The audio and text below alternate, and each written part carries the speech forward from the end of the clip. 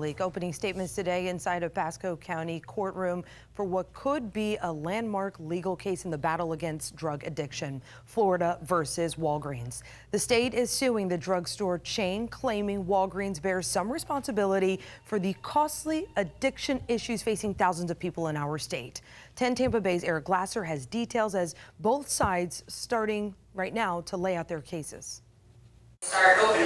Lawyers for the state of Florida say drugstore giant Walgreens has played a direct role in creating and fueling Florida's opioid epidemic, dispensing the addictive drugs, they say, like Tylenol. They're trying to get the big share from Walgreens here.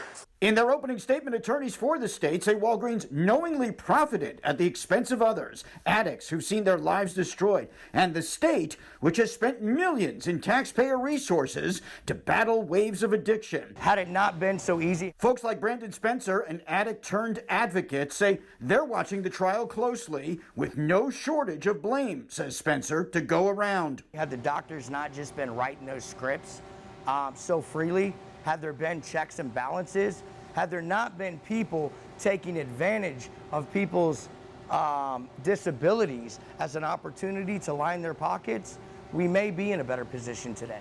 Walgreens attorneys say Florida's Attorney General's office failed to act for years, even as pill mills flourished. That the state once blamed and sued drug manufacturers for lying to pharmacies like Walgreens.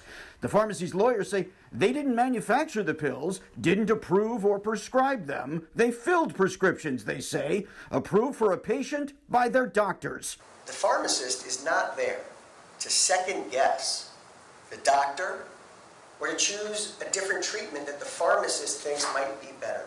Florida has already settled out of court for over $3 billion with other pharmaceutical suppliers. Most recently, an $870 million opioid abatement settlement with drug chain CVS.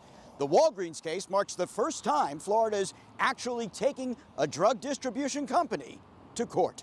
Florida has also gone after drug manufacturers. The state has settled with several, including Johnson & Johnson. J&J agreed to pay $300 million and as part of a nationwide settlement agreed not to sell opioids for 10 years.